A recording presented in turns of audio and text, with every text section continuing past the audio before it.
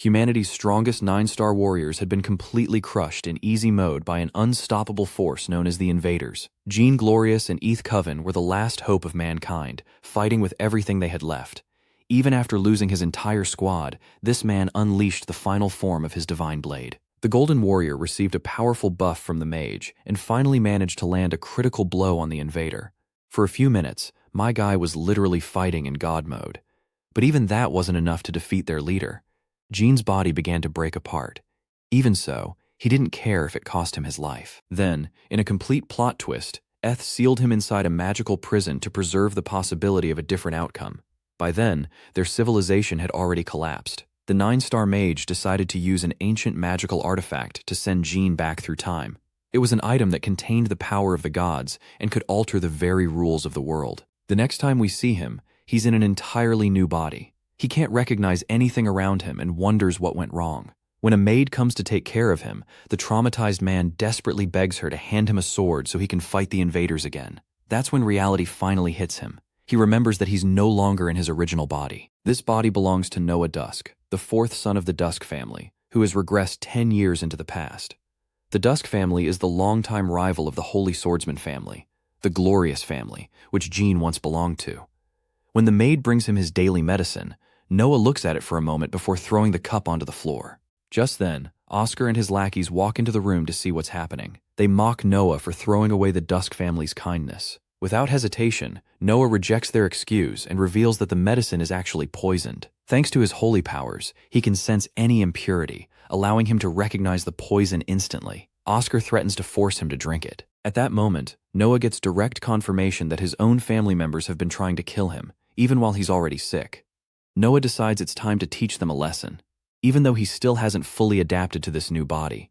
It's been less than 30 minutes since his regression, and these bastards are already ordering their men to restrain him. Talking isn't going to solve anything, so Noah responds with a solid kick straight to the stomach. The first man is sent crashing into the wall. Noah ducks the second attack and lands a brutal Mike Tyson-style hook right across his opponent's face. Both of them are now trembling from the impact. Although Noah tried to knock them out using his strength, he couldn't achieve his goal. That's because Noah's current body is far weaker than Jean Glorious's original body. But the biggest question remains, why is the 4th son being poisoned? Noah decides he'll uncover the truth himself. But first, he has to deal with these idiots, who have now drawn their swords and are ready for a serious fight. Noah didn't expect things to escalate this quickly. But what shocks him even more is that everyone's information suddenly appears right in front of his eyes. It seems he possesses some kind of appraisal ability that displays a person's rank and status in detail. That raises another question. Why does he have access to such a rare skill?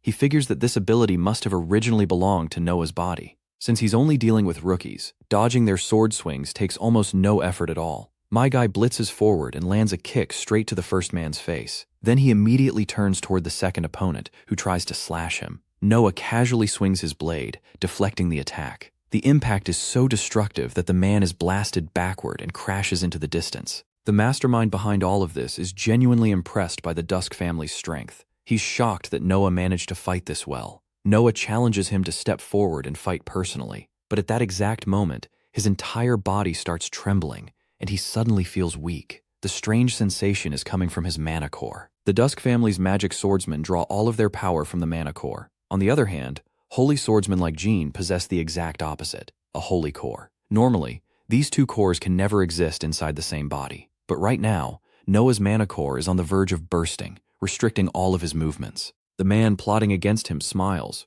realizing Noah has finally fallen into his trap. He then reveals an important fact. The medicine Noah had been taking all this time was mixed with a dangerous poison. In other words, his mana core had been continuously overloaded with uncontrollable mana. And because Noah pushed himself during the fight, his mana core could no longer withstand the pressure and went completely berserk. That overwhelming surge of power would eventually lead to his death. To survive, Noah decides to take a dangerous gamble.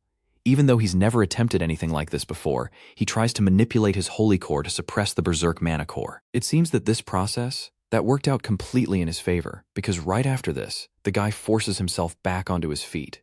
However, his opponent dismisses it all as a pointless struggle. Activating the first form of his Void Shift ability, he conjures tendrils of dark magic. His sword gets coated in them as he clashes directly with our boy's blade. For Noah to react to this attack, even in his nerfed state, was a massive achievement in its own right. Our boy is genuinely impressed by Oscar's swordsmanship, especially when compared to his lackeys.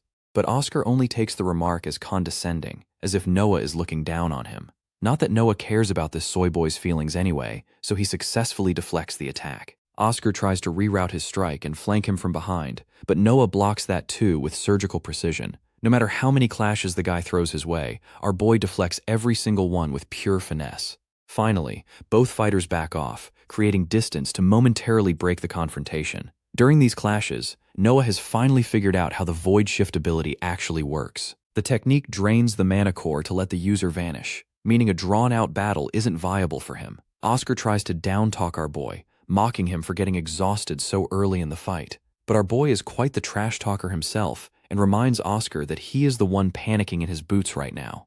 Bro literally rage baits him into attacking again. Oscar disappears once more, roaring that his opponent will never see which direction he's coming from. The void shift technique blankets the entire room, hiding his presence within smoke-like fumes. Completely focused, Noah tries to sense where the strike will land. The man's intuition is so sharp that he reacts even before Oscar can initiate the attack, cutting him down with a destructive finish. Coughing up blood, the bastard desperately tries to comprehend what just happened. The Dusk Soul young master breaks down the situation, revealing that even if someone masks themselves physically, their presence always remains. That very overconfidence is what led to the man's downfall. Standing on the edge of defeat, Oscar questions what kind of power Noah is harboring. But bro can't give a clear answer either, because he hasn't fully understood his own powers yet. In that decisive moment, he felt his holy core and mana core merging together. The same holy core he possessed in his past life was now reacting in tandem with the Dusk Soul family's mana core. This paints a picture of a future where Noah can master and surpass his old self, and perhaps save the world in the process. In other words, Eth's sacrifice won't go to waste. The maids rush in to check on the young master's condition, immediately calling for a doctor. But our boy looks completely fine. He's just confused by what a tiny dragon is doing by his windowside. The cute creature delivers a letter meant for the young master. It's a summoning call from Lord Victor, the family head. The letter also encourages Noah to confirm his participation in the succession battle. This makes it obvious that likely every member of the Dusk Soul family knows about it, and our boy will have to properly investigate this for his own good. He straight up asks the maid if she knows anything about it. Selena explains that every member of the Dusk Soul family is well aware of it. It's a conflict meant to protect and ensure the strength of the Dusk Soul lineage. To put it in very simple terms, it's a game of defeating your opponents and stealing their mana cores. This means siblings ruthlessly face off against each other to rip away the mana cores of the weaker ones. The person left standing at the end is not only deemed the strongest, but also claims the title of the family head. This confirms to our boy why the Dusk Soul family didn't hold much significance in his past life. It was because these people were literally killing each other like animals. Maid Lydia curiously asks if he plans to join, and I think the answer is pretty simple because you can see the man smiling, as if saying he's about to stat check the entire family. The thing about the glorious family was that people loved and respected them, and a holy knight wielded radiant divine power. But the same cannot be said for the Dusk Soul family. They are so cold that nobody likes them, pun intended. They are viewed as symbols of dread and disgust, simply because their family deals with the power of demons. Most of them are shrouded in mystery, but one thing is certain. The current head of the family, Virgil, or Victor Dusk Soul, is humanity's strongest swordsman. Noah heads out to meet his father. Standing before his chambers, he intends to see the truth with his own eyes. Entering the room, he presents himself respectfully and bows his head before everyone present. Damon Dusk Soul is the eldest son. Julia is the eldest daughter.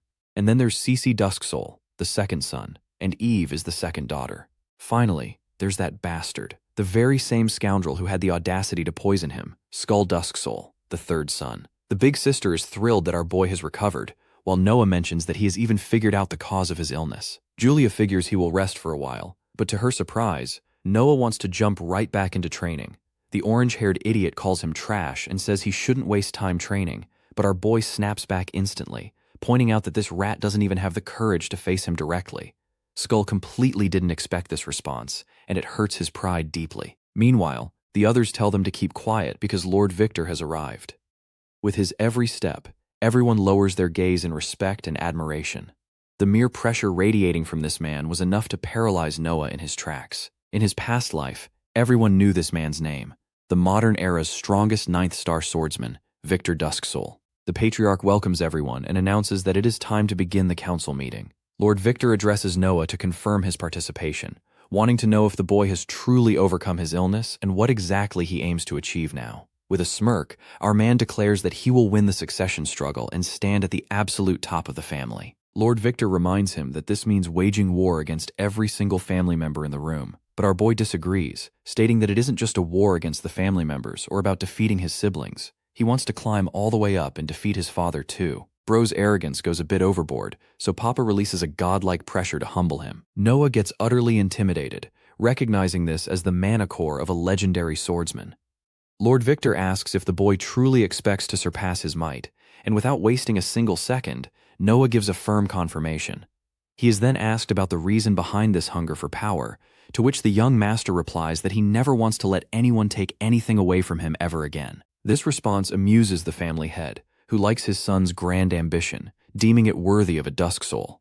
That very day, he officially grants Noah permission to participate in the succession battle. No one in the room objects to the command, while Lord Victor encourages his son to maintain his hunger for boundless strength. In the next scene, we move to the family's training grounds, where Noah is easily slicing through training dummies. His physical condition is improving over time, but he is still at a pretty crappy level, and that's not his only problem. The real issue is the merging of his mana core and holy core, which means his fighting style has drastically changed. He can no longer spam holy techniques like before because, at this point, Bro himself doesn't fully understand what his powers are or how to use them to their best potential. Noah's immediate goal is to find out everything about this special core, because if the others catch wind of it before he does, there's no telling what might happen. Julia arrives there, having noticed his movements from a distance, and praises his actions. The elder sister mentions that, so far, Damon has been the leading candidate of the family, but now that Noah has shown such a strong desire to participate, she is highly curious about his progress. Julia prefers to handle things the old-school way, so she unsheathes her sword and suddenly slashes right at his throat. Noah barely manages to dodge the surprise attack.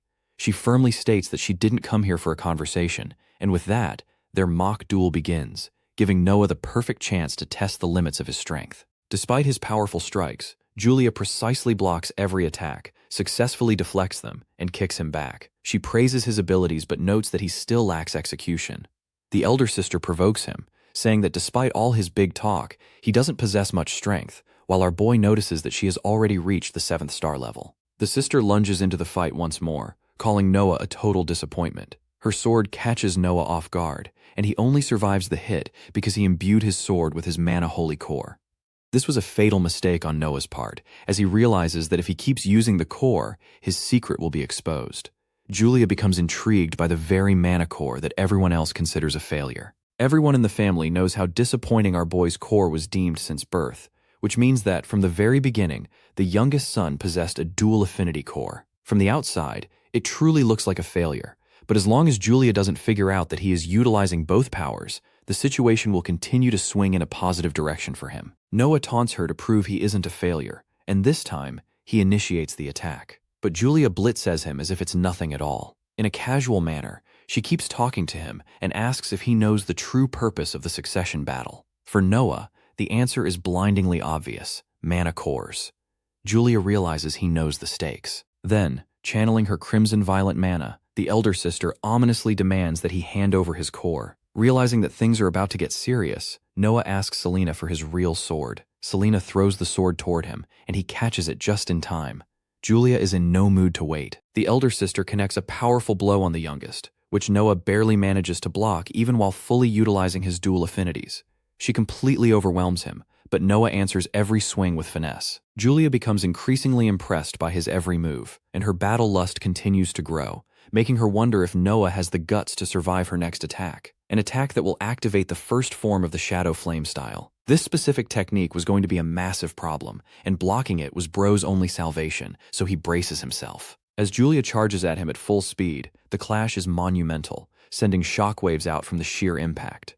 Our boy is left stunned that his sister is completely fine while fighting with just one hand, but Julia tells him he should try to force her to use both hands. Bro basically says, "Challenge accepted," and executes such a powerful parry that Julia is forced to use both hands to block the follow-up attack from behind. Noah is thrilled that he at least succeeded in doing that, but he immediately pays the price for irritating his sister and is sent flying. The impact of a serious Julia was no joke. However, she looks a bit annoyed that Noah managed to push her to that point. Despite all the strength of his current dual cores, he couldn't match her, and that last attack completely exhausted his energy, meaning the fight was effectively over. Julia wonders if her youngest brother knows why the Dusk Soul family doesn't just murder each other in cold blood right away. The reason is that the more powerful a core becomes, the slower its further evolution gets. Therefore, targeting the cores of weak people is considered foolish because they are still in a fast evolution phase. Harvesting them at the right time is the real point. But her youngest brother is a different story. He didn't just block her strikes, he countered them too. This means that if Noah's core is already this strong, Julia feels stealing it right at this very moment would be the perfect idea. Going into complete crazy mode, Julia pulls out the 8th form of the Shadow Flame style. But right when she is about to steal his core, someone intervenes and stops Julia from releasing the attack. The man reminds her that if she goes that crazy, her brother will literally die. But this greedy woman was completely thirsty to acquire mana cores and starts mouthing off to interrupt Kyle. The man emphasizes that the young master's core is barely at the 2-star level. This comes as a massive shock to Julia because, despite being at such a minuscule level, Bro had successfully blocked her 7th star level attacks. Kyle confirms this, having conducted a proper investigation under their father's orders, noting that if Noah were truly that strong, he wouldn't have exhausted his limits so quickly. Realizing her mistake, Julia sheathes her sword and reminds her little brother that she will definitely steal his core one day. Once he is fully matured, Julia will plunder it, so it's only a matter of time. Imagine someone openly threatening to steal the very source of your power. Noah doesn't fall for the bait and just smiles, agreeing to it. On her way back, the elder sister remains confused about the source of Noah's powers. The kid is definitely hiding something, and that's exactly what intrigues her. She is glad that Noah is growing in a completely different direction. The scene now cuts to the part where Oscar is being humiliated at the hands of the 3rd son, Skull, because of his failure. Or rather, Skull, that irritated brat, could never get the kind of recognition Noah did. Just the thought of this was unacceptable to this insufferable idiot. However, he receives an interesting report from his servant, which prompts him to start brewing another stupid plot against his little brother, promising Noah's demise. Apologizing for his late introduction, Kyle announces that he is now Noah's new instructor, assigned by Lord Victor, who wants to oversee Noah's progress after his illness. Activating appraisal reveals that Kyle is also at the 7th star level, with swordsmanship closing in on the 8th star level. Naturally, Noah asks if they should start training immediately, but apparently, his father's direct order is to first investigate and clear a mana pool. This is a state where, due to some anomalous condition, the mana concentration continuously rises. Their goal is to resolve the situation by defeating the frenzied monsters. This sounds like fun, and Noah fully intends to use this opportunity to his advantage. In the next scene, the Dusk Soul squads are wiping out monsters in the region. They think focusing on weak monsters is pointless. Noah and Kyle are observing the situation. The instructor still doesn't understand what it is about the boy that his father finds so appealing. Just then, both are suddenly called over to a situation. Apparently, 3 children have been found unconscious. Therefore, Noah has to give orders regarding them. Naturally, resolving the mana pool remains the top priority, and there is no time to head back, so they decide to take the children along with them. Saying this, they push deeper into the forest, where the mana concentration grows denser with every step. This means the center point of the mana pool is somewhere close, and the area's Lord Monster should be right here too. Right on cue, the boss monster named Scorpia reveals its presence. It was an ugly, creepy crawly creature. Noah immediately orders everyone to ensure the children's safety, while Kyle points out that this creature has already risen to an A rank level, meaning they need to formulate a plan. Scorpia swings its pincer and would have finished off 3 people in a single attack, but luckily, the group evades the lethal strike. This monster doesn't just possess power, but immense speed as well. Noah dashes straight into the fight. Despite his 2-star ranking, he is ready to face Scorpia, completely prepared to take on any heat. Using his Holy Mana core, he delivers the first slash and somehow parries the monster's tail strike. But the real threat was yet to come. Scorpia relies on its venomous blasts, shooting pointed streams of poisonous acid. Our amazing protagonist meticulously evades every single one of these attacks. The boss monster then switches up its moves, releasing the spike from its tail to shoot it like a powerful projectile that could impale any target in its path. Noah remains entirely nonchalant and spectacularly parries the attack once again. This impresses not just his squad, but even his instructor with his incredible swordsmanship. Interestingly, Scorpia's stinger regenerates just as quickly, allowing it to continuously unleash heavy hits. Noah blocks another hit and uses that exact momentum to create an opening, launching a downward slash. The problem, however, is that despite direct contact, Scorpia's exoskeleton armor is so durable that the attack barely has any effect. Kyle is amused that the young master is capable of pulling off this much. Realizing he cannot defeat this creature alone, Noah calls Kyle to join the battle to help create an opening to strike. Kyle complies immediately, blocking the pincer with his sword to keep it engaged, allowing Noah to advance without any threat. He leaps over the creature's claws and reaches its vulnerable position. Here, Noah utilizes the claws of other monsters they killed earlier to crack Scorpia's shell, dealing massive damage and stunning the beast. Consequently, the creature crashes to the ground. Kyle is impressed to see that Noah's strategy relied on the venomous fangs they harvested from the spiders they killed earlier. That venom actually softens the exterior armor, making it easy to attack. Even so, the monster wasn't completely finished yet. It goes wild, suddenly generating magic circles. And honestly, Scorpia deserves its own Isekai story at this point. Hundreds of acidic projectiles surround them from all sides. Kyle activates his magic style and casts a spectacular demonic barrier array, forming a wall that solidifies their defenses. Noah notes that they have caught the perfect timing, so our boy moves in for the finishing maneuver. He launches himself toward the creature, evading its attacks, and then leaps high into the air. Remembering a technique he saw his sister use during their first duel, Noah wants to replicate it in his own way and creates a new form called the Light Shadow Sword Dance. Powered by both light and dark forces, this sword strike connects with Scorpia's body, completely shattering it and breaking it apart from the inside. This is the peak of the young master's powers while still being at a mere 2-star level. Although Noah was only able to mimic a fraction of his sister's abilities, he knows he still lacks in the execution aspect. Regardless, he leaves the cleanup work to Kyle. When the instructor asks where the young master is heading now, Noah states that he has some other business to take care of. He then heads further into the forest in search of something else, recalling that in the current era, the cause of mana pools is still considered a mystery. However, having been a member of the glorious family in his past life, he knows exactly what causes their creation. It all happens due to the power of a magical tool that siphons and lures a sufficient amount of mana. Think of it as the root cause. After locating its tracks, Noah cuts down the tree where the tool was hidden and gathers all the accumulated mana. And this time, she pulls out a ring, which Noah successfully removes from her position, permanently resolving this region's mana pool problem. On his way back, a sudden shriek rings out, and he immediately dashes toward the sound. Arriving at the scene, he finds the children from earlier acting strange and reacting bizarrely. One of Noah's subordinates informs him that they have a fresh problem on their hands. Hundreds of monsters have surrounded them from every single direction. Trolls, orcs, spiders, scorpions, children, and even wolves are sprawling everywhere. Despite being completely cornered, Noah refuses to despair and braces for battle. The first attack comes charging from the flank, but Kyle dashes in just in time to save the young master. Noah needs Kyle to buy him some time to come up with a strategy. The thing is, Noah has noticed that the collars around the children's necks are creating some sort of absorption effect. That object is draining the children's mana to power its source. And in his previous life, this exact practice was the reason why the Dusk Soul family was considered so uncool.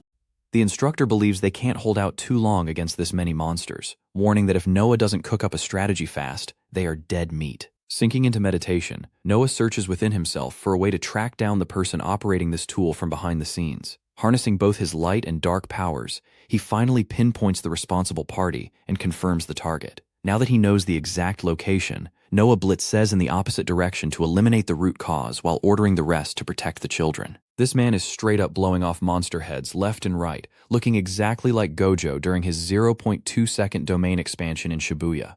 Breaking out of the threat zone, he finds the operator in an open field and demands the person come out of hiding immediately. Without wasting a moment, the man launches a sneak attack from behind, but such a move is incredibly easy for the young master to predict and dodge. The operator is thoroughly impressed, and honestly shocked, that a kid from the Dusk Soul family could notice his presence. Getting straight to the point, Noah demands to know who sent him. Obviously, the dude has zero intention of sharing that information, but that's totally fine by Noah, because the young master was fully prepared to beat it out of him anyway. A duel ignites between the two as their swords clash violently. The opponent becomes intrigued by the power of Noah's mana core, while Noah keeps him cloaked in mystery and further energizes himself. The operator activates the second form of his UN style, causing dark energy to burst out into multiple swords that he can control like projectiles. He hurls the entire barrage straight at Noah. Suddenly faced with multiple targets at once, Noah has to dodge and evade dynamically, and he pulls it off flawlessly. During this evasion, he triggers his appraisal skill to find out exactly who he's fighting. His name is Darius, a roughly 4-star or 5-star fighter who believes he now holds the upper hand. Although his swordsmanship is meager, his mana control is absolutely insane. Noah tries to close the gap between them to finish him off in close quarters combat, but the constantly firing projectiles prove to be a massive obstacle. Therefore, the young master launches forward with even greater speed. This time, he successfully gets right into Darius's face and unleashes a powerful sword swing. But Darius mocks it as a predictable move, activating his own technique to target the Dusk Soul young master's exposed spots. Noah counters with his mass-style technique, tanking the hits through his dark light shift technique. It's a bizarre technique, but somehow our boy teleports right behind his opponent, looking like Minato Namikaze out there. Before Darius can reflexively defend himself, he is already cut down with a clean, decisive swing. All his arrogance ultimately becomes his own demise. In his final words, Darius demands to know how Noah can use such a technique. In truth, this was all realized during his duel with Julia. The greatest trait of Noah's dual core is that his understanding of both natures allows him to mimic any technique. But simple copying isn't his goal, nor is it his limit. He wants to master these techniques and refine them to an entirely different level. Well, Darius has been thoroughly humbled, so it's time for him to spill who is behind this. But Darius refuses to cooperate, roaring that this isn't enough to defeat him. He somehow pulls out a vial and chugs it right in front of Noah, and Noah does absolutely nothing to stop him. A typical mana story trope, honestly. The man's grand idea is to transform into a monster, looking like a green goblin but with a Tarzan-like physique. Even Noah hadn't expected the battle to go in this direction. Bro even sports a Vegeta-like hairstyle, just with a much better hairline. Regardless, Noah readies his sword to face the newly evolved Darius. Their strikes clash, generating rippling shockwaves. But this time, the young master is the one being pushed back because the monster's raw might is overwhelming. He can't keep blocking these heavy strikes forever. Meanwhile, Darius is thoroughly enjoying torturing him, even trying to bite his head off with his ugly mouth. Noah continuously dodges claw strikes back to back, gliding with every hit just trying to survive. At this point, blocking or deflecting isn't even an option anymore. Leaping high into the air, he creates some distance to regain control and fight back. But constantly dodging is a problem because he can't keep it up forever. His only way out is to go straight through. Therefore, the young master patiently waits for the monster to charge at him. The monster Darius thinks the swordsman has completely given up in despair, believing the next hit will be the finishing blow. And frankly, he's right, because our boy casually waves his hand and uses the power of his new magic tool to deploy a defensive barrier. And oh, by the way, that shield doesn't just protect him. It generates such a violent recoil that Darius is sent flying through the air, getting completely wrecked in the process. Noah is thrilled that he is gradually learning to reuse the abilities from his previous life. Now that Darius is airborne and defenseless, Noah leaps up himself and delivers a phenomenal magic holy style, Bipolar Blade. Yeah, people out there have bipolar girlfriends, but this man has a bipolar sword. The power of bipolarity ends the monster's life, bringing the battle to a definitive conclusion. Noah looks down at his ring, which possesses the ability to nullify an attack and return a tremendous shockwave in exchange. With the fight over, he figures he should quickly head back to the rest of the group. Over on their side, his friends were fighting for their lives as the monster waves overwhelmed them through sheer numbers. Even Kyle had reached his absolute limit. A creature was just about to strike him down, and he had no way to counter it. But suddenly, the creature stops right at his head, turns around, and walks away. Strangely enough, all the monsters abruptly retreat, and Noah walks back in their place to check on his friends. The good news was that everyone had survived, and since Noah had eliminated the main threat, things should be looking up. However, the young master still hadn't uncovered the real culprit. He removes the tools from the children's necks, freeing them from the condition. In the next scene, he returns to the estate incredibly pissed off because the children had almost died because of this setup. Therefore, tracking down the person who sabotaged their mission had now become a deeply personal matter for him. One of his maids tells him about Eve, the family's information mastermind, who likely holds all the answers, which is exactly why he goes to see her. Upon reaching the entrance, Cece blocks him from advancing further, completely disregarding the fact that they are siblings. The information broker of the Dusk Soul family is Eve. Lydia's info must be accurate, so our boy doesn't want to waste time and demands Cece step aside. The The brother informs him that he acts as Eve's bodyguard, so he won't let anyone through if they are dripping with bloodlust. Noah clarifies that he only wants a conversation, but the second son doesn't buy it for a second. Realizing that talking won't work, our boy draws his sword to force his way in. The second son unsheathes his blade as well and launches the opening strike, which Noah instantly blocks with his defensive maneuvers. Our boy handles the situation smoothly, casually deflecting Cece onto the back foot. Right then, the second son activates his ability called Stone Lance, conjuring hundreds of spears that looked ready to invent new holes in Bro's body. Much like Naruto scams Rasengans, Noah spams his basic swings to chop down all those incoming spears. This forces Cece to bust out another ability called Crushing Fang Rock Blade, manifesting a sword made entirely out of rock, which was a pretty confusing play from the opponent's side. Cece bursts back into the fight, his attacks hitting much heavier than before, pushing Noah onto the back foot with every swing.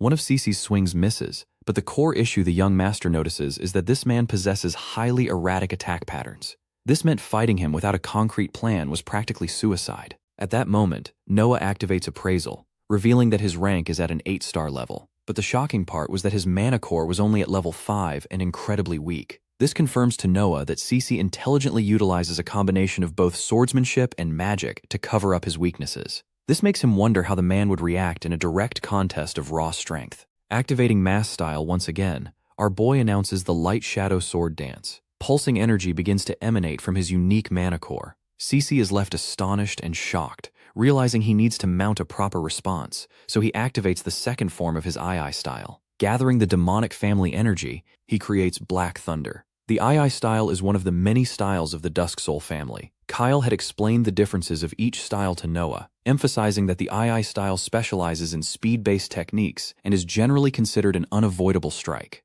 Cece is quite intrigued that the youngest son knows the depth of his abilities, but he maintains that knowledge won't save him from the incoming attack. Noah readies himself to take it head-on, daring him to come and try. His brother launches forward with godlike speed, essentially becoming a ravaging red thunderbolt that reaches the opponent with zero wasted movement. Nailing the timing perfectly, Noah lowers his blade and successfully clashes with Cece's ultimate technique, resulting in a destructive finish. In the aftermath of the collision, Noah was still standing but had sustained injuries from the sheer weight of the blow he had to block. Even his dual style couldn't fully neutralize Cece's Black Thunder technique. The reason was that the techniques Noah copies carry their own limitations and are inherently imperfect by nature, making it impossible to rely on them entirely. Before their duel can progress any further, Eve's voice dominates the scene, commanding them to stop the fight. Having observed the clash, she grants Noah permission to share an appointment in her quarters, asking what they were even fighting for in the first place. Her loyal bodyguard replies that this man had marched in with immense bloodlust, which he couldn't ignore as Eve's guard. The big question remains, why is a Dusk Soul family member working as a bodyguard to begin with? Eve mentions that she cannot defend herself well, while Cece demands to know the purpose behind the youngest brother's arrival, reminding him that the succession battle has nothing to do with Eve.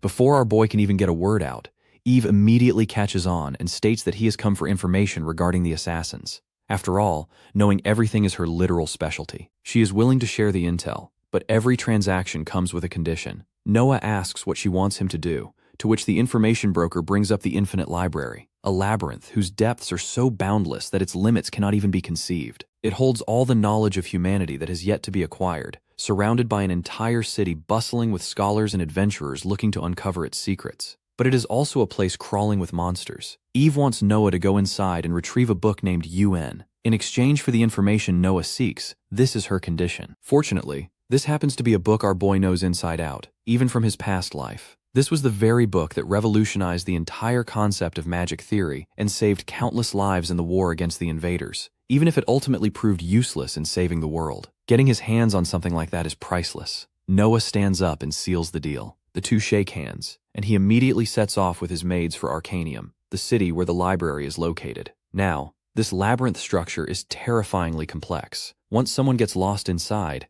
they never return. Therefore, our boy is looking for an experienced guide who knows how to navigate the library to some extent. He enters an alleyway to track down that guide. Meanwhile, back in her quarters, Eve is sipping tea when the third son, that annoying fool Skull, shows up demanding information about Noah. The broker is surprised that this jackass actually came to see her. Skull acts as if he desperately needs his sister's help, acting confused as to why Cece isn't around. Obviously, he has gone to fulfill an urgent quest, meaning there is no one around to protect Eve. This was a veiled threat from Skull, but Eve finds herself secure thanks to her powerful subordinates. She demands to know what he actually wants. Skull explains that it's insane how their youngest brother can fight on par with Julia, even at his current level, so he wants to know the secret behind his strength. Shockingly, Eve reveals that she already knows his best assassin has been defeated. But when it comes to that kind of information, she flatly refuses Skull, stating that it would create a rift in the succession war. After all, favoring one person would mean everyone else would target them, so maintaining equilibrium is essential. The third son takes this as a sign that she won't cooperate under any circumstances. Eve muses that it would be a different story if he could pay a price worth risking her life for. Her ominous brother assures her with a wicked smile that she will find out about such a thing very soon. Well, the scene now cuts back to Arcanium. Noah is wandering through the crowd looking for his guide. He enters a specific shop, a place that brings back many old memories. The shop owner is Osray Harvest, who tells him to get lost because the shop is closed. But Noah assures him that he didn't come to buy merchandise. Rather, he wants to hire him as a guide for the infinite library. The man immediately refuses, stating that he no longer does guide work, adding that he isn't even the best guide in the city anyway. It's highly unusual that Osray is refusing him this firmly, especially since he loves the infinite library more than anyone else in the world. Noah straight up asks him why he lost interest in guide work. To this, Osray explains that it isn't something a kid like him can handle. Realizing he is shouting unnecessarily, Osray collects himself and apologizes to the visitor, noting that things have been tough for him in recent days. Just then, another person enters the shop, and it comes as a massive shock to our boy that it is none other than his sister, Julia, who casually waves to greet him. She had spotted him during her mission, so she followed him all the way here. To put it accurately, she was straight up stalking him. Osray immediately rushes over to the supreme Julia Dusksoul. He hadn't been taking Noah seriously at all until now, but the moment Julia arrives, the man instantly becomes willing to accept the job. On one condition: Julia must join them on this mission as well. The young master has absolutely no idea what direction this is heading in. Osray leads them both into another room, where we see his wife lying unconscious on a bed. Just a month ago, she was cursed by a dungeon monster, falling into a deep, sleep-like state, and it's highly possible this curse will claim her life soon. The only way to break this curse is to kill the caster. However, every single adventurer Osray hired was brutally slaughtered. Because of this, he desperately needs Julia's help for his wife's sake. The proposal is intriguing, but the elder sister demands Noah's participation too, as she is dying to see him in action.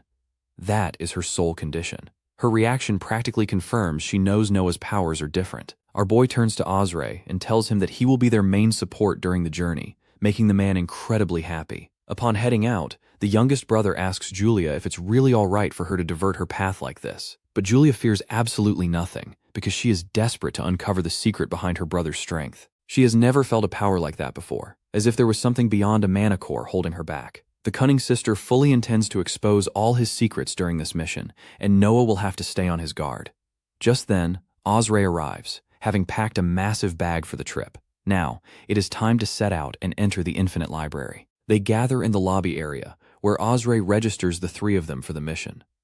The people here recognize the guide, knowing him as the man who brought adventurers here only to get them ruthlessly killed. The trio stands before the entrance of the library. Osray spreads both arms to push open the massive doors, pulling us into the breathtaking, maze-like world of the labyrinth. This is Julia's first time here as well, and she instantly understands why guides are a necessity in this puzzle-like environment. Interestingly, our boy spots a statue of the invaders who are destined to arrive years later. Back in his past life, when he visited the library as Xenon, this statue wasn't here. This means the current reality is somehow connected to the future invaders. Because of this, perhaps he can find a way to defeat them in the bleak future ahead. Filled with this newfound hope, Noah Dusksoul continues his vigilant search for the Book of Profundity. As the story progresses, the trio finally reaches the first floor of the Infinite Library. Noah asks Osray if he has any idea where the book they are looking for might be found. The guide explains that rare books usually appear in much deeper sections of the labyrinth, noting that they should expect to find that forbidden book around the 20th floor. Noah is stunned to hear this, because according to his knowledge, the 20th floor is the deepest zone anyone has ever managed to reach. A little later, they arrive at the plaza leading to the second floor, where a swarm of ogres confronts them. Osray asks Noah to handle them, and our hero instantly draws his blade. Striking with lightning speed, he slices through the ogres, wiping them out of existence in a flash. Osrey is shocked by such a swift victory, while Julia merely offers a faint smile. After this, the three continue moving deeper into the labyrinth without stopping. Later, the story arrives at the moment they finally reach the 10th floor. There, Osrey warns them not to breathe a word to anyone about what they are about to see. He walks up to a bookshelf and pulls a specific book, opening a hidden door. A magic circle manifests beneath their feet, and he informs the Dusk Soul siblings that this is a shortcut he discovered on his own a long time ago. Following his instructions, the three stand together on the magic circle. A blinding light nearly flashes them, after which they are teleported to another hidden location deep within the dungeon. Noah asks Osrey where on earth they are, and the guide explains that the plaza before them leads straight to the 20th floor. Hearing this, Julia gets pumped that they are finally close to their destination and immediately charges ahead. But the moment they step into the plaza, a monster summoning circle activates, and a tree monster named the Elder Trent materializes before them. Seeing this S-rank beast, the guide trembles with fear, stammering that this has never happened before. According to him, the last time he came here, only a lower-tier giant Trent was guarding the place. On the other hand, Julia views the monster as nothing more than a mere insect and calmly readies her blade. When Osrey says that even the two of them combined might not win against it, she confidently declares that she is more than enough on her own. She immediately dashes toward the Elder Trent, cleanly dodging all of its branch attacks. Executing a seamless somersault, Julia gets closer to the monster and delivers a powerful strike, but her attack fails to pierce the monster's incredibly rigid skin, forcing her to leap backward. The guide practically screams a warning that the monster's trunk is as hard as steel, and they would need a mage to deal with a creature like this. Just then, the Elder Trent's branches strike from every direction, tightly binding Julia's body. As she gets completely trapped, it looks like Noah will have to step in and handle the situation. But suddenly, Julia utilizes the 5th form of the Shadow Flame style to incinerate the bindings. Her entire body gets cloaked in a glowing armor of fire, which she manifests as the Shadow Flame Black Armor. Right after this, she uses the 1st form of the Shadow Flame style, launching a secondary attack while leaping across the battlefield at extreme speed. Her burning strikes cleanly cleave through the monster's trunk, splitting the massive creature into 2 pieces and concluding the battle in her victory. Julia proudly states that her blade is stronger than steel and casually begins walking back toward the two. But before they can even properly celebrate, Osrey suddenly screams a warning for her to watch out. However, he is a second too late as Julia gets ensnared once again. Despite this, she remains calm and smiles, mentioning that she already expected a tree-type monster to continuously regenerate unless completely incinerated. Just as she is about to unleash the 3rd form of the Shadow Flame style, Noah grabs Osrey's hand and swiftly pulls him away in the opposite direction, having already deduced what his sister is about to do. Julia unleashes an explosive barrier attack that roasts everything in her vicinity, aiming to turn the entire monster to ash and halt its regeneration permanently. Having destroyed the monster, she sheathes her blade and calmly states that they should move forward. Osrey and even Noah are left stunned by the tremendous raw power Julia displayed. Our hero begins contemplating her terrifying offensive strength derived from her Shadow Flame style, knowing that her power is unmatched across the entire continent. However, the weakness of this technique is that it drains energy at an alarming rate. Noah recalls hearing many stories about this technique back when he was Xenon, but he never imagined it would be this incredible in actual combat. Following this, the three reach the 20th floor and begin scouring the shelves for the book they came for. Noah finally tracks it down and immediately calls out to inform the others. After this, Julia states that they should now find the monster that cursed Osrey's wife and kill it so the curse can finally be lifted. Osrey mentions that he has crossed paths with this monster somewhere around here before, hoping that if they keep searching the area, they will eventually face it again. Our hero reminds him that monsters should only spawn inside the plaza, but the guide explains that this particular monster is an exception to the normal rules. As they continue their hunt for the monster, Noah's eyes suddenly land on another book, and he realizes it contains the exact thing he has been searching for a long time. But before he can make a move, the three are suddenly confronted by an armored monster possessing a bizarrely long and monstrous arm. Noah gets excited, drawing his blade to prepare for battle, but before he can launch an attack, his sister stops him and tells him to stay back.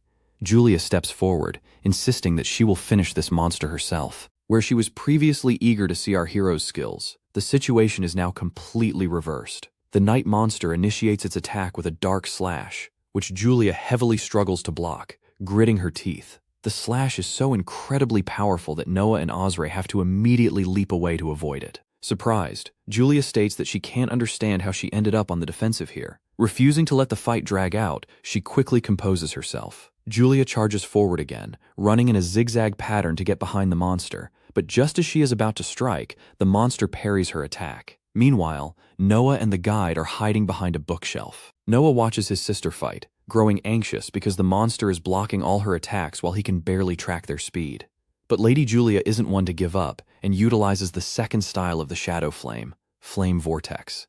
The guide comments that this attack might be enough, but Noah doesn't feel good about it. Julia leaps to the other side of the monster and finally lands a direct hit, but the armor is so powerful that she fails to leave even a minor scratch on it. Following this, the monster opens its disgusting mouth, which has elongated jaws, and unleashes an attack wrapped in a green aura that curses Julia's arm, leaving it weakened. Right at the moment it is about to unleash a follow-up breath attack, Noah dives into the fray, pulling Julia out of harm's way and saving her life. He immediately checks her condition, asking if she can still fight.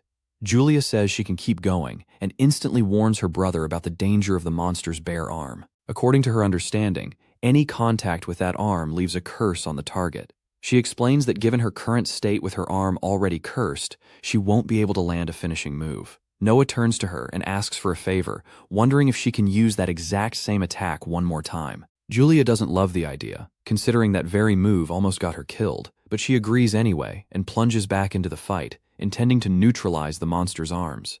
She activates the Shadow Flame Sword Dance, while Noah utilizes his self-made mass style, Light Shadow Sword Dance. Both attacks generate a massive impact, but they still fail to leave a single scratch on the horrific monster. Seeing the monster still standing, Julia calls it a literal monster. Just then, the beast attacks again. Julia leaps upward while Noah parries the strike, and for a few moments, Julia vanishes amidst the chaos. His sister signals him to fall back while she utilizes a highly potent II style, Second Form.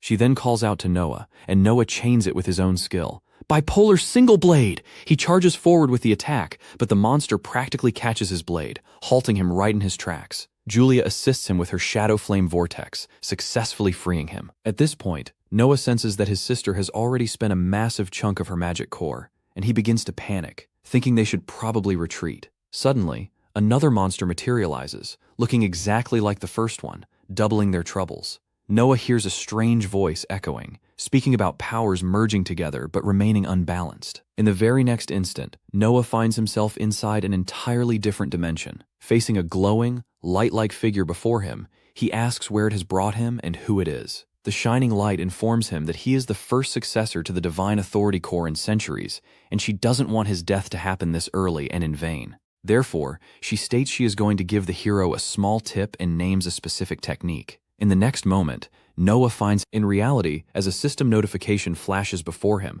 declaring that he has awakened as a successor and the Divine Authority Core system is currently unlocking. Noah instantly activates the Divine Authority style, Second Form, Dual Heaven Render, warning the monster that it has had its fun and now it's time for payback. However, while he is right in the middle of charging his attack, a sudden system message materializes out of nowhere, reading, Accepted. Before Noah can even process what is happening, he is abruptly transported to an entirely unknown location. A mysterious voice echoes throughout the space, musing that it seems the Divine Core has finally succeeded. In that exact moment, a brilliant golden light erupts from his sword, gradually molding itself into a human silhouette. The glowing man looks straight at our hero and introduces himself as Jekus, the previous inheritor of the Divine Core. Noah quickly deduces that this golden entity is referring to the strange power he awakened moments ago. But Jekus immediately clarifies that cores are actually nothing more than defective tools. He then begins unraveling the history behind them, revealing that during the previous era, invaders from another world arrived and spread absolute devastation wherever they set foot. In that desperate age, the heavens bestowed a weapon known as the Divine Core upon humanity to fight back against the invaders. Unfortunately, humanity still lost in the end because people remained completely consumed by infighting. Jekus notes that he was ultimately assassinated by rival groups who feared the immense power of the Divine Core. Those treacherous factions later shattered the Divine Core into fragments to ensure it could never reclaim its full might. That was how two completely separate cores came into existence. Our hero finally connects all the dots, while the Golden Man calmly states that Noah has now been chosen as the next successor. Skipping past the dramatic history, Noah cuts straight to the billion-dollar question. Could Jekus have actually defeated the invaders? The Golden Man doesn't hesitate for a single second, confidently declaring that he would have utterly annihilated them. Hearing this brings Noah some relief, realizing that this power might actually have the potential to change the world. But Jekus immediately crushes his high hopes, pointing out that Noah's current divine core is still incredibly weak. He advises that if he wishes to unlock its true potential, he will have to battle much more powerful adversaries. Our boy simply smirks and replies that this was already his intention all along. Hearing this response, the Golden Man finally flashes a smile, telling Noah to prove his words by finishing off the monster he is currently fighting. The moment he snaps back to the active battlefield, the monster lunges at him at full speed. But our hero stands his ground, confidently declaring that he is ending this fight right now. The two collide head-on, and the light blades erupting from his body slice directly through the monster. A system message pops up instantly, explaining that these light blades can be controlled independently and can even change their form based on his needs. Osray screams in pure excitement that Noah has literally cleaved the monster's arm off, while the creature panics and tries to retreat. But our hero has zero intention of letting it escape, immediately giving chase while announcing that the hunter has officially become the hunted. He swings his sword downward once more, cleanly cleaving the monster's body into two halves. Without wasting a single heartbeat, Noah decapitates it, declaring his absolute victory. As the monster's corpse crashes to the ground, our boy suddenly spins around to face the second monster, which is already charging its next attack. Julia screams at him to get out of the way, but it's already too late as the creature fires a massive green beam straight at him. Noah doesn't panic in the slightest. Instead, he raises his sword, using the light blades to tank the attack head-on. When the smoke finally clears, Noah is seen standing completely unscathed, leaving Julia thoroughly dumbfounded. He swings his sword one more time, confidently declaring that the battle is already over. Massive light blades instantly burst forward, impaling the second monster all the way through, leaving it looking like a giant spit roast. As Noah lowers his sword, the system panel pops up yet again to announce his victory, stating that he has unlocked a brand new ability. Multiple text messages begin scrolling before him, and he quickly realizes they are directly from Jekus himself. The Golden Man congratulates Noah, telling him to use his newfound power for good. Clenching his fist, our boy gets incredibly pumped upon, realizing that along with evolved powers, he has gained an entirely new technique. Osray immediately rushes over to him, still unable to believe that the monster has actually been defeated. Looking at the massive hole blown into the creature's chest, Julia confirms that it is definitively dead, while also realizing that the curse on her arm has finally vanished.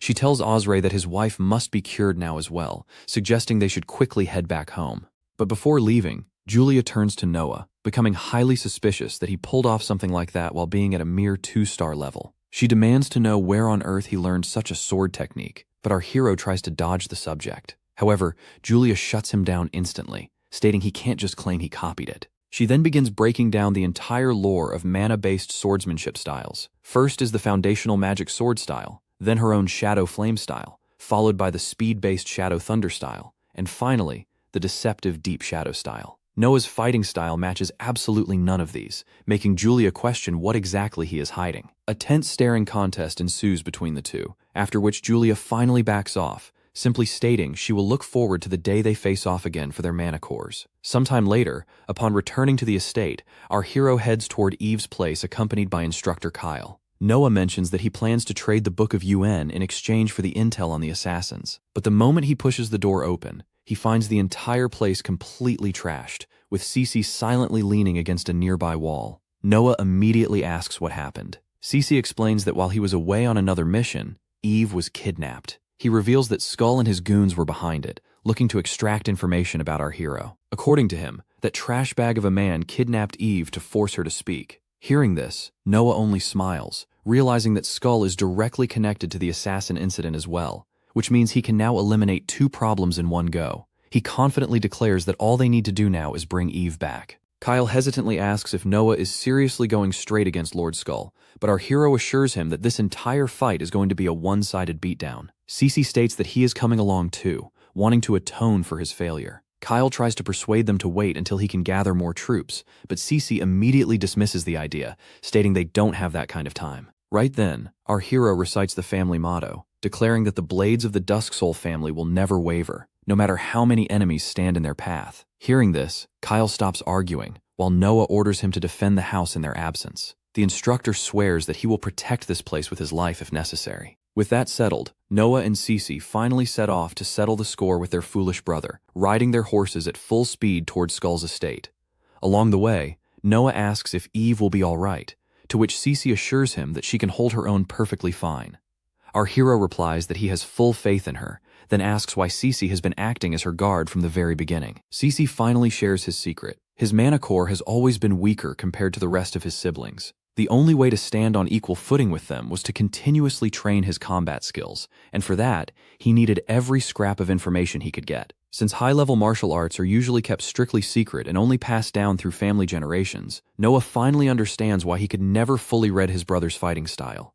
Cece adds that, to become even more powerful, he will ensure nothing bad happens to Eve. Sometime later, the duo finally arrives at the main gates of the estate. Cece immediately begins formulating a plan to scout where the goons have locked Eve up, but our boy already has a different plan in mind, stating they don't need to skulk around like rats. He gathers his mana and forcefully kicks the front gate completely off its hinges in a single strike. The two instantly march inside, heading straight toward the army waiting in the middle of the courtyard. Cece warns Noah that these people are members of Skull's assassin squad and are all professionals, so he must stay on guard. A man wearing a metal mask immediately mocks them, laughing that they literally walked straight through the front door like absolute fools. But our hero snaps back instantly, stating he doesn't have time to waste on annoying flies and orders the man to call Skull out. Hearing this, the masked man completely loses his temper, declaring that Noah is in absolutely no position to make such demands. An assassin tries to ambush him with a sneak attack from behind, but our boy effortlessly blocks the strike and slices straight through his chest. Even after witnessing this, the leader refuses to back down, declaring they will show zero mercy to Lord Skull's enemies. Our hero couldn't care less and charges forward to strike him down, creating a massive explosion of electric sparks in the courtyard. While Noah was busy squaring up with the commander, Cece was out here literally 1 volt 90-ing the rest of the mercenaries on the battlefield. He jumped into the air to clean dodge their attacks, channeling a straight-up illegal amount of electricity into his blade to summon a dark lightning slash. A giant beam of blue electric energy tore through the courtyard grass, hitting the ops with purely destructive power. Skull's masked soldiers got aggressively electrocuted and blown away by the relentless impact of C's cracked magic. Standing amidst the absolute wreckage of his enemies, the blonde young man was radiating a literal electric aura and challenged any other runner to come catch these hands. Noah caught the whole thing from the corner of his eye and felt an instant wave of relief. Realizing he could fully let Cece cook on that side, he turned back to his own fight. But the mercenary leader tried to take advantage of the distraction and lunged forward, yelling at our hero not to underestimate them. He threw a scroll high into the sky above the battlefield, which started glowing aggressively with red flames, activating a giant summoning spell in midair. Noah looked down at the ground and realized he was standing right in the middle of a giant, terrifying red magic mark. Not a vibe at all. The enemy leader flexed that this was a powerful sealing technique developed specifically to counter their clan. He lunged at the young master, unleashing an attack dripping with thick, toxic purple demonic smoke. Noah focused maximally, his eyes flashing purple as he tried to read his opponent's next move in advance. The system dropped the info card. The opponent's name was Vault Grave, a formidable warrior harboring a dangerous hidden defensive technique. Noah immediately tried to summon the second form of his divine fighting style, but Bro suddenly hit a massive wall of physical resistance. As he tried to channel his core power into his sword, he groaned in pain and frustration. His mystical energy was being completely gatekept. Vaultgrave took advantage of the opening and unleashed a nasty diagonal slash, forcing Noah to jump backward. Noah was low-key horrified to realize that his opponent's secret technique had completely locked down his demonic core. The villain started mocking him, warning the young man not to think he could win this with basic swordsmanship. Cece ran to Noah's side right in the center of that red magic circle, ready to back up his younger brother. The blonde young man analyzed the tactical situation and pointed out that they were facing a severe numbers disadvantage in this courtyard. He started hating on the annoying magic that was sealing their dark energy. Cece ordered Noah to advance and save Eve while he took full responsibility for holding down the fort alone. He told his younger brother not to sweat it and ordered him to quickly finish off Skull to get the girl to safety. Noah accepted C's request with an extremely serious expression, fully trusting his brother's cracked abilities. The young master dodged the first wave of enemies and ran at high speed toward the mansion. He dashed through the masked soldier's defensive line like a literal blur, advancing without looking back once. Seeing this, Cece smiled confidently, boasting that even though his core was locked, he could still use powerful earth magic. He activated his stone path magic, spawning a giant stone spike that lunged forward, completely wrecking the courtyard scenery. The stone pillar lifted our protagonist straight toward the mansion, Cece shouted, telling his ally to search the auxiliary mansion because it was looking highly sus. Vaultgrave realized what was happening and desperately ordered his subordinates to pursue Noah through the hallway at all costs. But Cece summoned dozens of sharp stone spikes that erupted from the ground, completely pinning down the enemies trying to rush through. The commander of the mercenary group clicked his tongue in pure frustration when he saw his elite unit getting restrained so easily. He watched with fury as his subordinates got pinned to the giant stone spears covering the entire lawn. Vaultgrave locked his cold gaze onto Cece, realizing he would need to defeat the blonde young man if he wanted to continue the hunt. Cece pointed his sword toward the mercenary leader and dared him to focus on a real 1 volt, 1 right now. Meanwhile, inside the mansion, Skull was aggressively interrogating Eve, demanding to know the secret behind Noah's new power. Tied to a wooden chair, the girl calmly replied that his questions were forever useless and hopeless, just pure coping. Skull laughed barbarically and pointed at the captured maids, asking if she truly didn't care about their fate. Eve responded with extreme contempt, saying that having a useless coward for a younger brother was an unbearable disgrace. Skull was completely infuriated by the response, but before he could do anything, he was interrupted by the deafening combat noise from the courtyard outside. Eve smiled, deducing that Noah had finally arrived, while Skull mocked his younger brother for daring to attack head-on like a fool. The villain focused his blue, hateful eyes, showing that he wasn't afraid of the Dusksoul family's youngest heir's advance. Eve proudly commented that cowardly methods didn't suit Noah, as he possessed the most important thing in the world. Eve laughed sarcastically, declaring that she could finally test the young man's true combat strength with her own hands. Infuriated by the hostage's insolence, the red-haired man drew his metal sword, promising to make this arrogant woman pay. Suddenly, the door got absolutely obliterated, and Noah charged into the room majestically. The young man went into a defensive stance and calmly declared that he had come to this dangerous lair for one reason only, to save his sister. Noah raised his sword of light and shadow, staring down Skull in the center of the luxurious wooden hall. With her familiar calm and sarcastic tone, Eve smiled at her younger brother and remarked that he was a bit late. Skull pointed his silver sword straight at Noah's chest and roared his younger brother's name with deep hatred. Noah sneered, asking if he wanted to end this right here. The orange-haired man laughed sarcastically and challenged the young man, asking if he truly believed he had the stats to defeat him in battle. Noah kept an extremely calm expression and replied briefly and sarcastically, confirming that he was absolutely sure. Skull completely lost his cool and charged aggressively, unleashing an attack filled with thick purple demonic energy. The two siblings exchanged quick and precise strikes amidst the large hall as bookshelves and books lay scattered around them. The force of the battle was so heavy that the glass windows shattered, knocking both heirs straight out into the courtyard. They continued to exchange terrifying sword strikes mid-air while falling from the top of the palace at high speed. The two warriors landed skillfully on the courtyard grass and quickly backed away to catch their breath. Noah activated his mystical appraisal skill to analyze the true potential and power level of his orange-haired brother in detail. The system revealed that Skull possessed impressive attributes and was the literal founder of the dangerous Abyss fighting style. The young man calmly asked what Skull's true motive was for sending mercenaries and even using children to harm him. The orange-haired man wore a sarcastic smile and replied bluntly that the reason for his actions was obvious. He found our protagonist an absolute eyesore. Consumed by rage, the villain lunged forward, unleashing an extremely violent vertical slash covered in purple mana. The two swords collided forcefully, creating a huge explosion and pushing Skull backward. Noah felt a massive wave of relief as he realized his core seal had been lifted the moment he stepped outside the mercenary leader's magical range. Skull attacked frantically, screaming that he refused to accept that a weak piece of trash like Noah could receive the patriarch's recognition. The young man raised his sacred sword, blocking the relentless flurry of his opponent's wild strikes. The orange-haired man roared with a deranged expression, demanding that his younger brother fall right there in this clan duel. Noah dodged with a perfect acrobatic maneuver, leaping over his opponent to narrowly evade Skull's fatal horizontal slash. He landed with agile steps, putting a safe distance between himself and his enemy to map out his next move. The young master analyzed his brother's strikes, noticing how he blended feints with real attacks to disrupt his defense. Skull warned that Noah was merely a stepping stone to his own victory and began channeling a massive amount of purple smoke. The villain braced himself and began summoning the third form of the terrifying Abyss style to annihilate the young man. He summoned the Night March of the Phantom Legion, creating a massive army of skeletal warriors across the courtyard. The bone monsters lunged aggressively at Noah, but he swung his sword, slicing them all to pieces. The young man assumed a stance and began to wonder if this skeletal army was just a distraction from his opponent. A skeleton leaped forward, unleashing a downward strike with an old sword toward the young master's head. Our hero immediately identified the attack. He raised his weapon and blocked the skeleton monster's metal sword.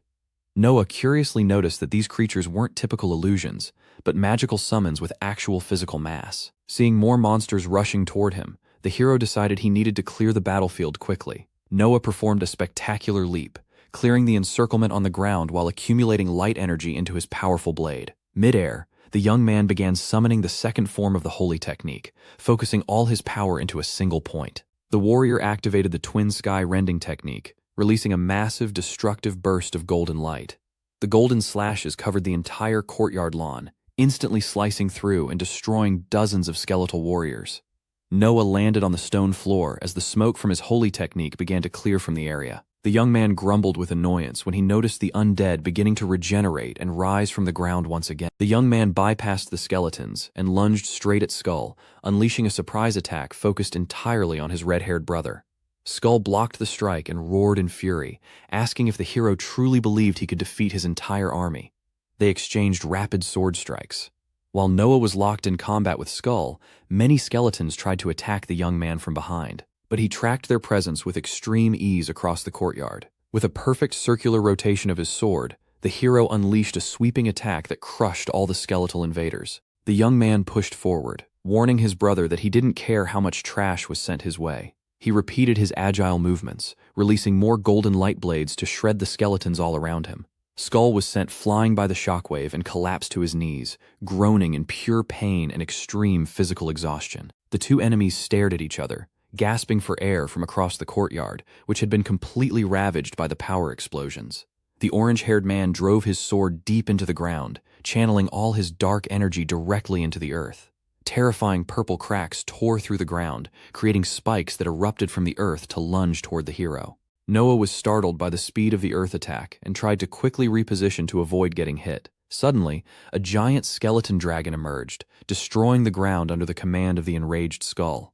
Skull pointed his sword in a fit of rage and ordered the monster to attack and tear our hero apart. Noah watched the giant skeleton dragon while a powerful surge of energy began to well up around him. Flashing a confident smile, the young man decided it was time to test his new mystical ability. The young hero took a stance and prepared to activate the fifth form of the holy combat style. His eyes glowed brilliantly as he activated the special ability to control sacred darkness. Noah leaped toward the giant monster. The young man hovered in the air above the dragon, focusing on performing his next combat move. He plunged like a bolt of lightning toward the enemy, radiating a purple and golden aura. The hero focused his glowing gaze straight into the fearsome skeleton dragon's golden eyes. Noah landed precisely on the monster's head. The young man stood firmly on the beast's head, leaving Skull completely shocked by the bizarre spectacle. Understanding nothing, the villain screamed in desperation, demanding that the monster destroy our hero immediately. Noah explained that his ocular technique had deciphered the enemy's movements and granted him absolute control. He declared that the monster was now his slave, and the orange-haired man cursed in annoyance, telling him to stop playing games. Enraged, Skull decided to attack himself, preparing the first form of the Abyss style. The villain fired a powerful dark projectile that pierced through the dragon. A massive, destructive dark energy explosion occurred, destroying the area around the mansion. At the same time, our protagonist had circled behind him. Skull was struck by a quick slash to his back and coughed up blood. This forced him to hurriedly jump far away to keep his distance. Wounded quite heavily, the villain admitted he had no choice but to resort to his final measure. He pulled out a small metal flute and began to play, releasing dark smoke all around him. A giant dark portal surrounded by green lightning opened in the air, leaving the young man curious about the magic. Young Eve appeared, stepping through the magical passage, escorted by two dangerous masked soldiers. Skull flashed a cunning smile and asked if his younger brother really thought he could save her from here. A mercenary placed his sword against Eve's neck, creating an extremely tense hostage situation. Noah was incredibly furious and called his brother a coward when he saw his sister's life was in grave danger. The villain promised that he would only release the hostage after he had destroyed our hero. Suddenly, a giant red pillar of light plummeted from the sky, shattering the ground between the two brothers. Skull retreated, panicked by the power of the explosion, not understanding who dared to interfere.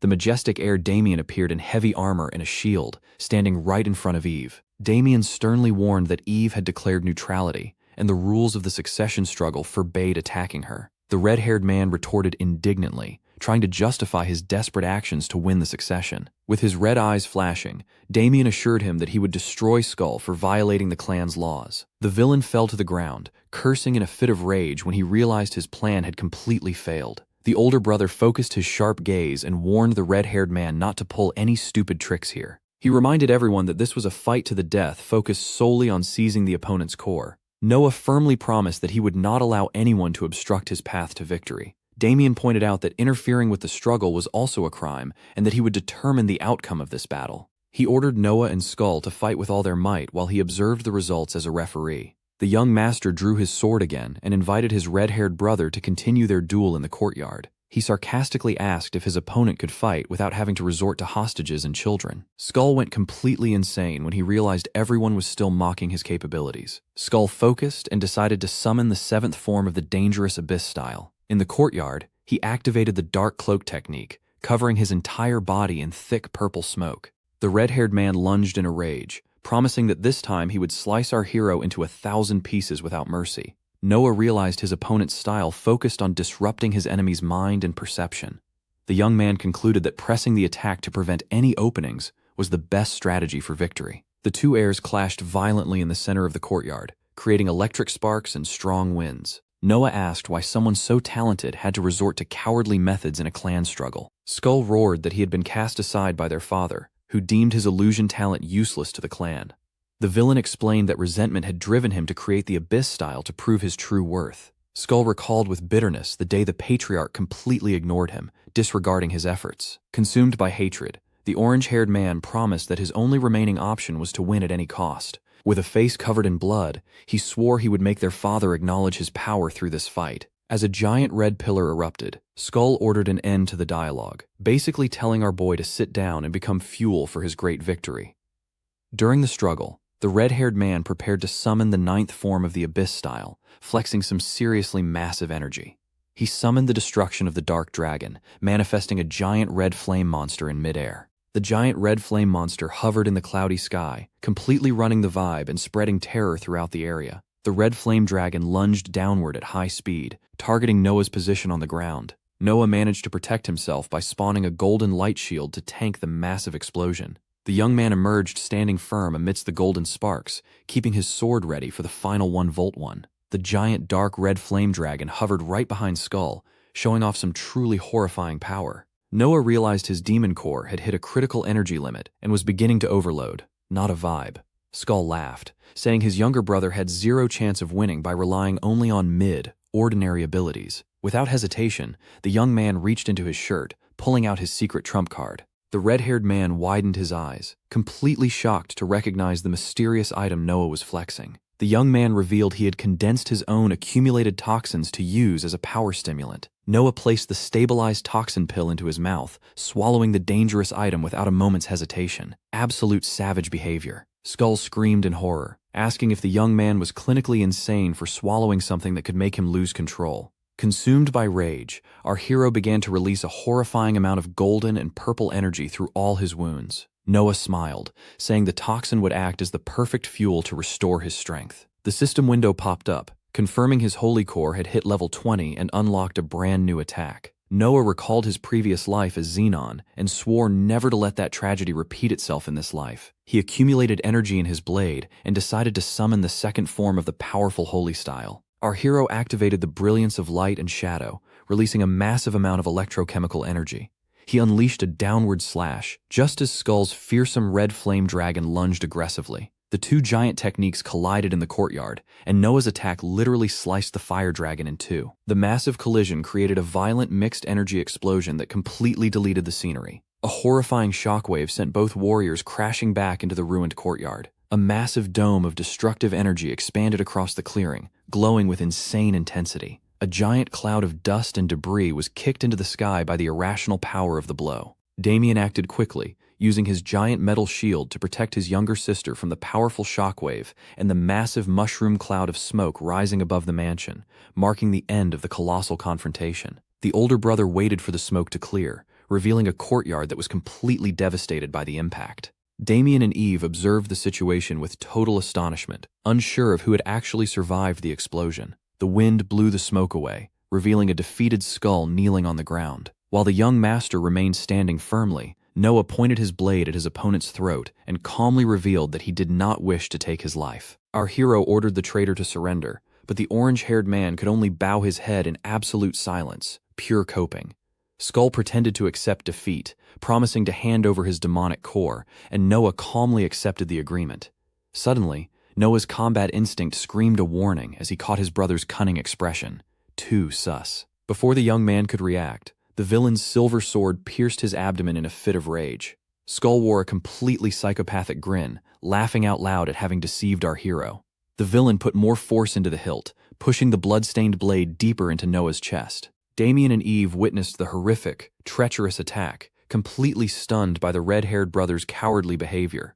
Skull roared frantically, declaring that he would never accept surrendering or kneeling before a piece of trash like him. He violently withdrew his sword, screaming that no one was allowed to stand above his power. Noah coughed and fell to his knees on the stone floor while clutching his severe abdominal wound. Desperate at seeing the young man's dire condition, young Eve rushed toward him, screaming his name. Damien gripped the young girl's arm seriously to prevent her from interfering in the ongoing duel. Skull raised his metal sword, aggressively assuring that Noah's battle and journey would end right here. However, Noah unleashed one final swift sword slash that cut through the air, creating a large gash on the villain's chest. Skull was hit directly by the desperate counterattack and fell backward, completely defeated. The orange-haired villain lay motionless on the grass after taking the full force of Noah's final blow. Silence returned to the mansion grounds while both warriors lay on the stone floor. Noah sadly realized that his new family preferred to sacrifice their own lives in the name of pride. The scene showed both warriors lying down, illustrating the horrific cost of the succession struggle. Eve struggled to break free from Damien and ran desperately, falling to her knees beside the wounded young man. Damien warned that the injury was very serious, but she declared she would use secret magic to heal her younger brother.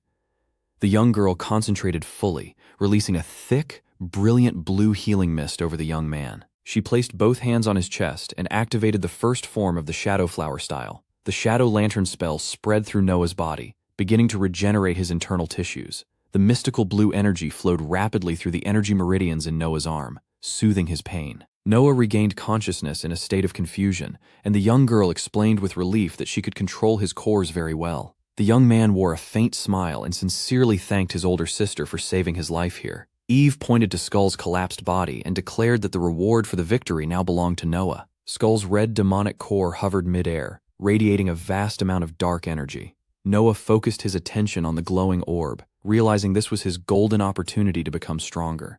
The hero knelt before the defeated opponent's body under the calm and watchful gaze of his sister Eve. He reached his right hand toward the core, absorbing his opponent's dense red energy. Noah felt a massive surge of golden and purple electric energy rushing through his new body. With eyes flashing purple, the young man looked at the system panel, confirming the fusion with the new core. The system window showed that his demonic core had jumped from 2 stars to 5 stars in power. Talk about a massive glow-up. Noah was surprised to notice that his dark energy had advanced the equivalent of many years of physical training. The young man observed his surroundings, satisfied to realize the dangerous situation had been resolved. The blonde brother, Cece, approached the location, walking calmly after the battle had ended. Cece was surprised to admit that he had never imagined his younger brother would be capable of defeating Skull. He asked if Eve was all right, and the girl confirmed it, saying that Damien had saved her at the most critical moment.